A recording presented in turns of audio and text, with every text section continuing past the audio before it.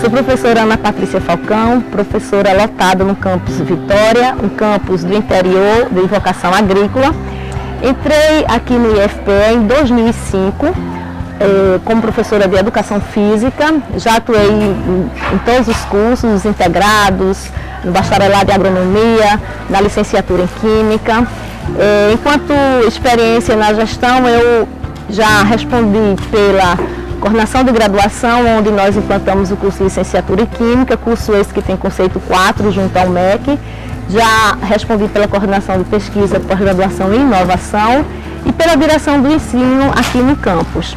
A extensão, sobretudo, ela é uma prática educativa, um braço onde nós articulamos o conhecimento produzido em todas as áreas do conhecimento, né, frente às necessidades da sociedade. Na condução da Pró-Reitoria de Extensão, nós iremos trabalhar em algumas frentes, né? Sobretudo articulando e fortalecendo a indissociabilidade entre ensino, pesquisa e extensão.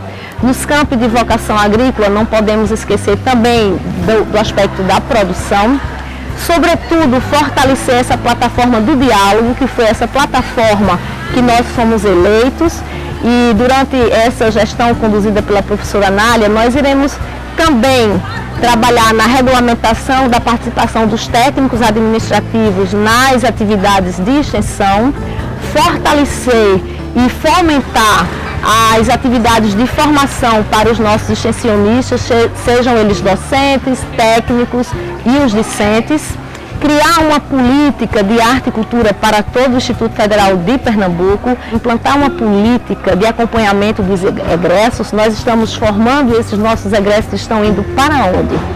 Também iremos fortalecer as parcerias, né, interinstitucionais, aproximando as instituições, as universidades, aproximando o IFPE das empresas, fortalecer a extensão tecnológica no desenvolvimento de produtos, de processos, de serviços à sociedade, de forma que nós possamos atender a essas demandas que estão gritando para nós, IFPE, e que através da extensão nós vamos mais uma vez ratificar o papel social do Instituto Federal de Pernambuco.